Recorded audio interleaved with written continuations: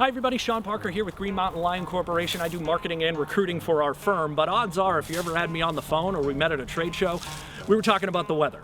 I am a meteorologist and we've had a lot of life-changing weather events to discuss over the course of the last several months, from the Derecho in August that rolled through Iowa destroying millions of acres of crop, to the record-breaking hurricane season, to the snow in Texas just a couple months ago, to the developing drought that we have right now. Let's take a minute and look back at those and then look ahead to see what Mother Nature might throw at us for the rest of this spring and into the first part of the summer. Wow!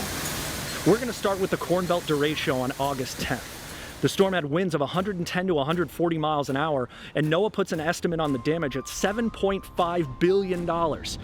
That's enough to make it the most costly thunderstorm in United States history. In Iowa, state climatologists estimated more than 3.6 million acres of corn was damaged or destroyed, and 2.5 million acres of soybeans were damaged or destroyed. Some farmers were still picking up debris during the fall harvest, and extra tillage was being done by some in preparation for this season due to the damaged crop. Fast forward to February, and we found much of the country covered in snow or ice, in Texas in a water and energy crisis. Power outages at oil refineries accounted for about 20% of the country's oil refining capacity. That led to a jump in gas prices. The snow and ice also dragged the supply chain to a halt, which led to nationwide product shortages and delivery delays.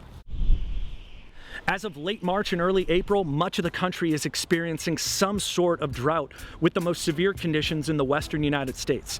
More specifically, 38% of the barley crop is experiencing drought, 20% of the corn crop, 39% of cotton, 10% of peanuts, 24% of rice, 41% of sorghum, the list goes on, 18% of soybeans, 32% of hay, and 78% of spring wheat.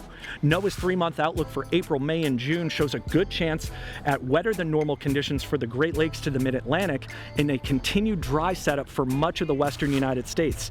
It means little to no drought relief for the western U.S. and additional drought development for areas from Nebraska to Texas.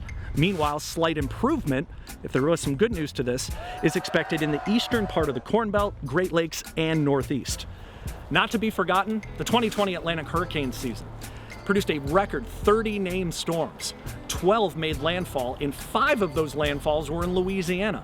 Meanwhile, the severe weather season for 2021 is already well underway across the southern United States. So even if it's quiet today in your neighborhood like it is mine, I hope you have a plan for when severe weather strikes, and if you do find yourself in a warning, use that plan, don't panic, and stay safe. We'll see you next time.